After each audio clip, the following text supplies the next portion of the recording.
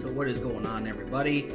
This is going to be a video response to the man himself, C Stove. He was talking about games that he wanted to complete by 2026. So I thought, what haven't I done that I really want to do? So, and I apologize for the glare behind me. I'm still working on more of a permanent solution for filming videos, and we're moving stuff around in this house, and I have an idea of what I want to do, but that won't be ready for a little while, so bear with me. I'll try to make it work with this annoying glare. So I put together a stack of games that I would love to try to get done by the end of the year. One or two of them are more just like I want to get through them because I have maybe started them once or twice and then stopped playing them and then wanted to get back into them and then stop playing them again for a variety of reasons. I'll kind of break it down as to why I did that, but we all have those games that are just kind of gnawing at us that you want to get done. You don't want to keep sitting on them and then maybe like I want to put them behind me, if you will, for a variety of reasons. So, I'll get into it. And where do I want to start first? Alright, we'll start with a Nintendo Switch game. I really like playing the GameCube version. And when I found out that they were making a port of this and its immediate sequel for the Switch, I knew I had to get it. And we're talking about Pikmin 1 and 2. I guess I might be in the middle of the pack on this one. A lot of people either really like Pikmin or they hate Pikmin. I, for whatever reason, find it really soothing and fun. I will say that Switch controls are a little weird, especially because I'm playing on the Switch Lite. I would much rather play on like a normal controller, but other than that, I mean, the game's still fun. It still feels like original Pikmin, but I mean, to be fair, comparing to playing it on with like a GameCube controller versus the Switch, it is a little different. But still, that is on my short list. The next one is a game that I started that I had stopped, and I want to try again, and that is The Quarry for PS4, made by I believe the same people who did like all of the Dark Anthology games, which I do want to work on those as well, maybe as we get closer to Halloween. And I don't have a physical copy, but the Casting of Frankstone is also on this list as well. That's made by a company, maybe the same company that worked on Dead by Daylight. There's a lot of nods to characters in that game. Not too much of a long game on that one, but like I played it and then just kind of stopped. And I have a really bad habit of doing that. So The Quarry is one where I bought it because I saw a few streamers playing it. I got a little bit into it, and then life just kind of got in the way. I think we moved shortly after that, so I guess I got wrapped up in other things. And because I have really bad ADD, I found the next thing to occupy my time, and I forgot about that. But I do want to get back to that because I've heard good things about it. The next thing I want to be is more of a reluctancy than an eagerness, and that's Gotham Knights on PS5. And the reason why is because when it comes to Batman, I consider myself to be like an A-tier fan. I've read the comics, I've watched the movies, watched the animated shows. Haven't seen too many of the animated movies, only because they kind of exist in their own little universe. But that was the game that followed after all of the Arkham games, which I really do enjoy the Arkham games. I don't care what anyone says. I really liked Arkham Knight. I would really love to see Arkham Origins appear on more of these collector packs. I don't like the fact that it's only Arkham Asylum, Arkham City, Arkham Knight, and Arkham Origins. To be fair, that's also, I believe, another company may own the rights to that. So Gotham Knights, the reason why I'm reluctant with this is because this was around the time where there's a lot of things in the game that I guess irritated people, both storyline wise and mechanically. This game is buggy. This game has its problems. It feels like a very quick kind of cash grab in that whole Arkham series. But I still want to try it, if not because I'm a huge fan of Batman and that universe, and I kind of just want to put it behind me.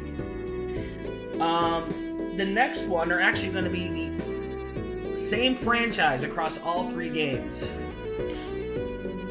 This one may or may not actually get done by the end of the year, and that's going to depend on a lot, and that is Final Fantasy 16. Final Fantasy 16 is wildly being contested as a big misstep for Square, and that's because the game goes in. It tries to go back to its roots a little bit with the more like medieval type setting, but the problem is that the writing is what's really hurt the game, because this is, I think, the first Final Fantasy, maybe 15, I doubt it though. This is the one where it really kind of pushes a more modern dialogue with swearing, and the writing just does not feel there. Now, believe me, I'm not the kind of person to sit here and preach about how, oh, if a game has swearing, it's bad. No, on the contrary. I mean, you can do a good game and it have some amount of swearing in it. Now, if we're so inept at writing to where we're starting, filling, and ending every sentence with swear words, then I'd argue you're probably a weak writer. But that's not what's happening here. It's just weird and unnecessary. Not to mention that there's an awful lot of cinematic in this game, and I often feel like you're kind of taking. The game itself kind of takes a little bit of a backseat to the overall presentation. But again, that's all secondhand information. I would like to try it out for myself. I personally don't care if they modernize the language a little bit. I've heard someone liken it to if they took Final Fantasy and mixed it with Game of Thrones. I don't know if that's an accurate comparison, but I'll still give it a try because I really like Final Fantasy. Speaking of Final Fantasy, now this is a game where I liked it, and I stopped playing it because, again, moved. Because I had this in the quarry on my list of games that I was working on, and I have a bit of a tumultuous history with this one. And then it's Final Fantasy VII Remake. Listen, real talk, you and me, we're going to have a real discussion right now, you and me. Final Fantasy VII is my favorite game of all time. When they announced the remake, I'm pretty sure I was like welling up in the face with emotion. I was pregnant with joy, if you will, if that's even a thing. If not, that was dumb. But I was full of emotion. I was pregnant with joy. Yeah, we'll go with that. I was ready to give birth to the excitement that would be day one of Final Fantasy VII Remake. But I had such an issue on the pre-order with this because this is also around the time where GameStop was being really stupid with its pre-orders, and they told me they weren't going to honor the pre-order. Now, this was also the pre-order that came with all the extra stuff. I believe it came with like the soundtrack, some cool little art book stuff, but it also came with the Shinra employee badge. It was like a little ID card that had the Shinra logo on it, which is one of the main reasons I got it, but GameStop canceled the order, and when I tried getting a hold of them, they would not take my call. I called like 2 or 3 local stores. They were not answering. I shouldn't say they weren't answering my call. I was more like I would call them, I would tell them about it, they'd put me on hold, I'd sit on hold, and then I'd wait until they either just picked it up, they'd take it off hold, and then they dropped the phone call when they knew that I was still on the line. So there was some weird stuff going on with that. I finally was able to get some answer with that with someone who used to work at the GameStop in the Clay, New York location, and they told me that apparently they were having an issue with pre-orders and that they were trying to ghost as many people as possible in order to avoid having to do refunds. So basically, it was a cost that people had to eat. They gave me a partial refund because I was finally able to get a hold of someone on their customer service line. But finally, I just ended up going to Walmart and buying the game. I like the game. Obviously, this is a game that they're taking the main game and they're going to split it up into at least 3 installments, kind of like how the first game is 3 PlayStation 1 discs. And this is both where my issues, this is where it starts. This game, I know, has a lot of filler, a lot of fluff. And that's because, if you remember in the original game, it literally only takes like a few hours, 2 to 3 hours, to literally get to where you start the game, to where you fight that boss on the bridge right before you leave Midgar, and the game literally opens up. That only takes a few hours. They needed to make a full-fledged game that was going to pad out enough to get to that point. Now, I'll argue that there are some parts of that I find interesting. I like the open battle system, and I don't like the argument that Square doing this is such a bad thing. I said, no, it's worked fine with plenty of other games before. It's like, I never understood that argument. Like, apparently the battle system here is so bad, but when they use it in other games, it's a problem. Like, I would say they really started using it in Final Fantasy XII, and not many people seemed to mind then. And not to mention that, like, if you even want to compare it to, like, what they started doing in 11 with their MMO style, it's like, it's that, but, like, it has a lot more flourish, and you have a lot more command over what you're doing. Plus, there are countless video games with this kind of battle system. I would argue it speeds the game up. Because if you remember, and do an experiment, go play the original game, and I want you to see how much time it takes in between loading the combat, the victory fanfare, and the XP screen. See how much time is wasted on that alone, and you tell me if after a while that would not start to irk you maybe a little bit. But irrelevant. There's a lot of padding in this game. I love the soundtrack. The soundtrack in this game is phenomenal. I don't think anyone will argue that the soundtrack is bad, but there is a lot of filler, a lot of fluff. There's a lot of out-of-character stuff going on here that I personally am not too much of a fan of.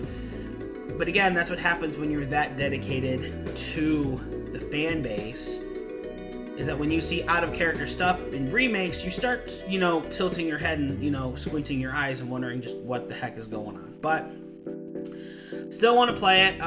Probably will get to Rebirth, although I hear that's definitely a step down from this.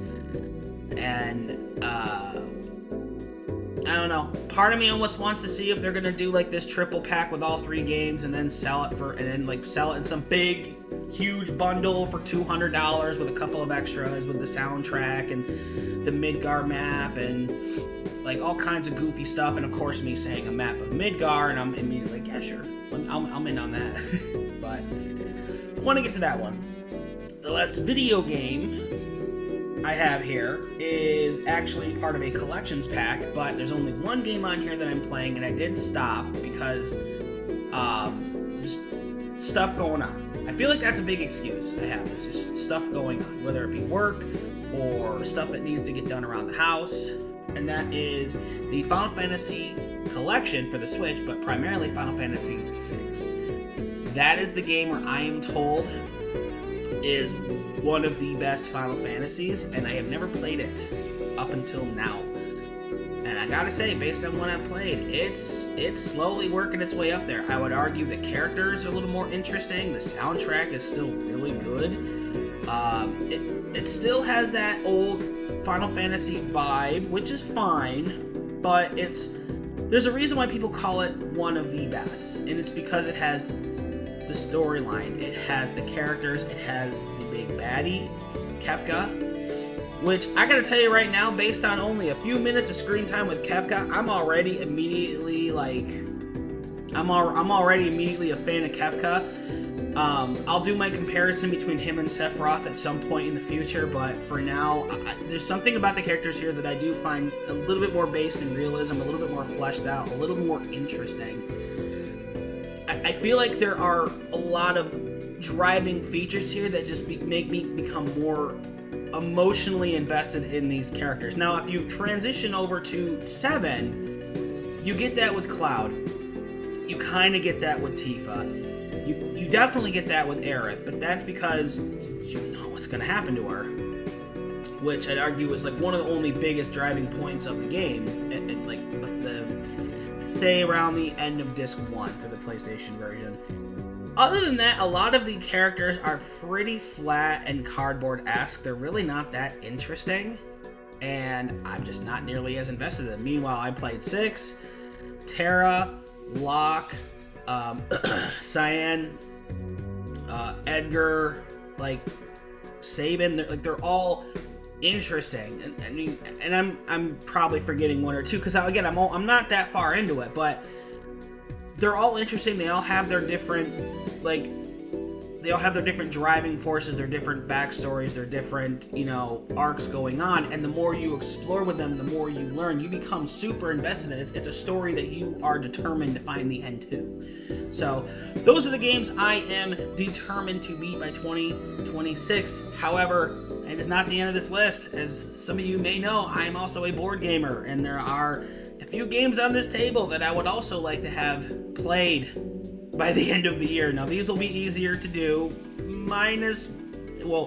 one of them will be easier to do, and that is Unmatched, Cobble, and Fog. Now, this is a character movement and combat-based game where you take characters that are throughout history and fiction across multiple IPs, and you move them around this map, and you do battle with one another using a specific deck of cards that are pertained only to that one character.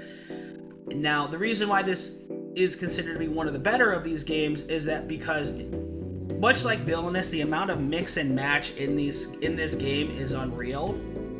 And there's a lot of strategy the more you get into it, because every character plays differently. Like this version, this version here, Cobble and Fog, has Invisible Man, Jekyll and Hyde, Dracula, and Sherlock Holmes. Now, I haven't played too much about it. I picked this up at a local game exchange in Bowling Green for a pretty good price, considering what it goes for now, even on the used market. And this version, actually, the person who owned it prior sleeved all of the cards, which saved me about $25. So thank you, whoever that was.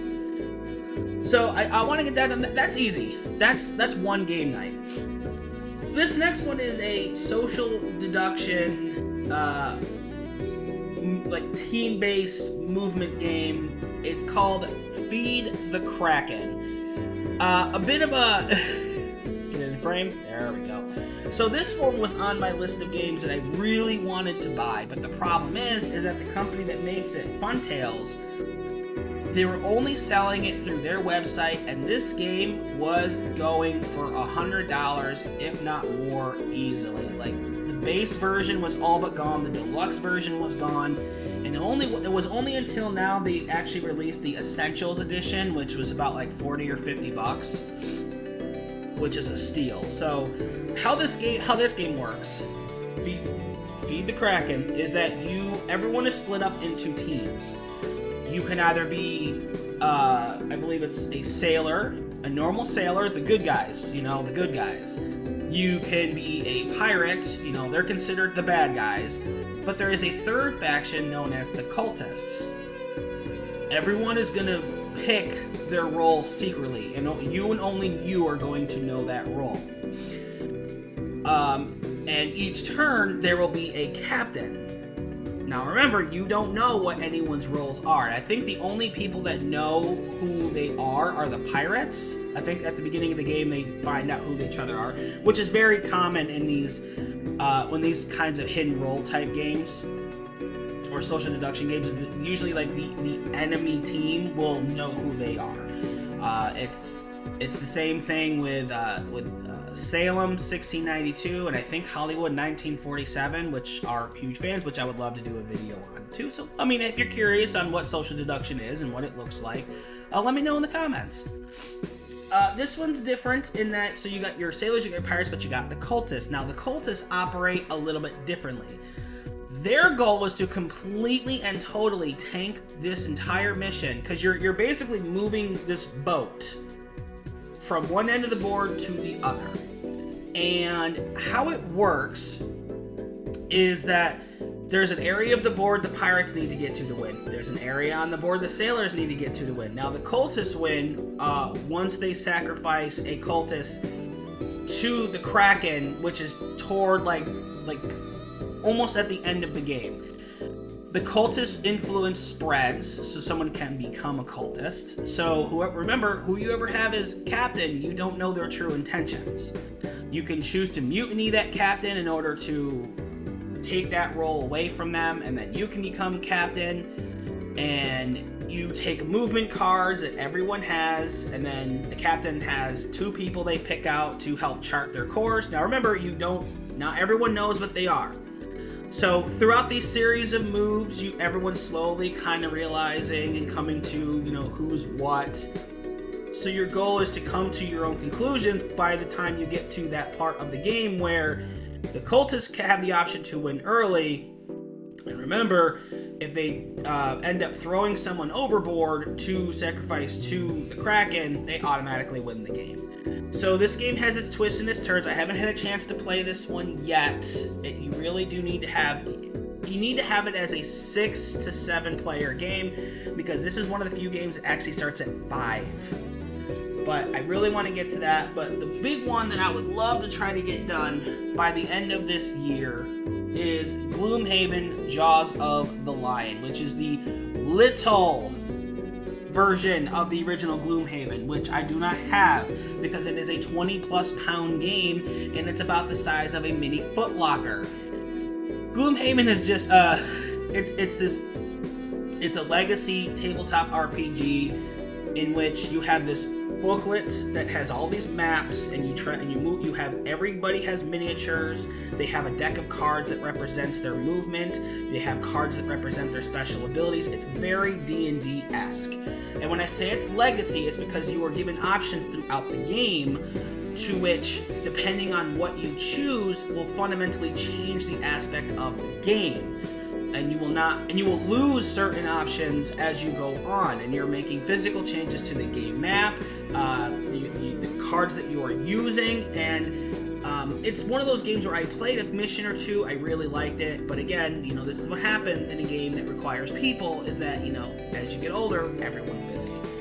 So that is what I have as my must-beat by 2026, and I think that's a pretty solid list, plenty to keep me busy. And curious, what are your list of games that you'd like to get done by the end of the year? I want to thank my brother Sea Stove, for putting this video out. Sorry, mine got a little lengthy, but I did have a nice little stack here, and a few of it did need some explanation. So yeah, let me know what you want. Feel free to do your video response as well, and I'll see you on the next video.